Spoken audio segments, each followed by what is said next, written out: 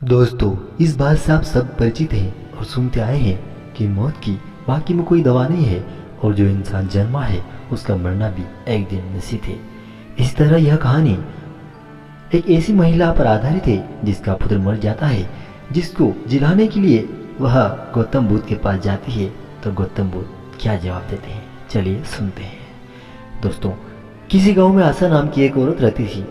वह काम करते करते वह बहुत जल्द थक जाती थी, अतः लोग उसे आशा गौतमी के नाम से पुकारते थे।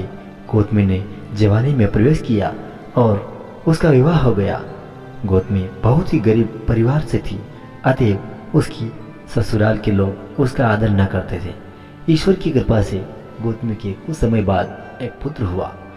अब घर में उसका आदर होने लगा, लेकिन होनहार कुछ दूसरा ही था। गौतमी का शिशु जब कुछ बड़ा हुआ, इधर उधर खेलने लायक हुआ, तो भगवान को वह प्यारा हो गया। गौतमी ने सोचा, पुत्र जन्म से पहले मेरा इस घर में अनादर होता था, पुत्र जन्म के बाद लोग मेरा आदर करने लगे, लेकिन अब ये लोग मेरे प्रिय शिशु को न जाने कहां छोड़ देंगे। गौतमी कहती है, हे ईश्वर, आपने ये क्या किया मेरे साथ। गौतमी अपने मर्द पुत्र को गोद में लेकर उसको जिंदा करने के लिए घर घर दवा मांगती फिरने लगी। लोग उसका मजाक उड़ाने लगे और कहने लगी कि क्या मरे हुए भी कभी जिंदा होते हैं। गांव में घूमते घूमते किसी भले आदमी को गौतमी पर बहुत दया आई। उसने सोचा, इसमें इस बेचारी का दोष नहीं, यह पुत्र शौक से पागल हो गई है, इसकी दवा बुद्ध भगवान को छोड़कर और किसी के पास नहीं मिलेगा। उसने कहा, माँ, तुम बुद्ध भगवान के पास जाकर उनसे पूछो। गौतमी अपने शिशु को गोद में ले जहां बुद्ध पालथी मार कर बैठे थे वहां पहुंची और अभिवादन करने लगी। महाराज, मेरे पुत्र को दवा दीजिए। बुद्ध ने कहा, तुमने अच्छा किया जो यहाँ चली आई। देख, तेरा पुत्र जिंदा हो जाएगा, पर आपको ऐसे घर से कुछ चावल के दाने लाने पड़ेंगे जिस घर से आज तक किसी की भी मृत्यु नहीं हुई हो। भगवान की बात सुनकर गौतमी बहुत प्रसन्न हुई और चावल के दाने लाने के लिए चल दी।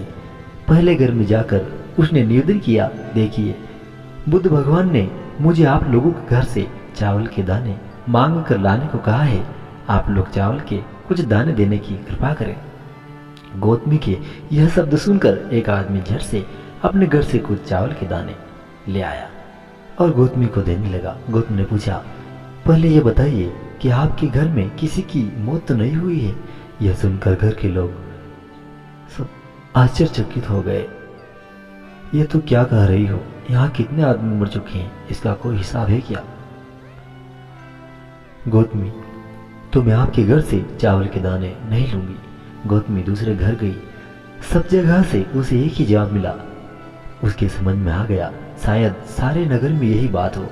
उसे एकदम ध्यान आया कि बुद्ध भगवान ने शायद जानबूझकर मुझे चावल के दाने मांगने के लिए भेजा है। वह शीघ्र ही अपने मर्द पुत्र को लेकर नगर के बाहर शमशान में गई। उसे अपने हाथ में लेकर बोली, प्रिय पुत्र, मैंने समझा था शायद तुम ही अकेले दुनिया में मरने के लिए पैदा हुए हो, लेकिन ऐसा नहीं। अब मुझे मालूम हुआ कि मौत सबके लिए है और जो जन्मा है उसे एक न एक दिन मरना अवश्य है।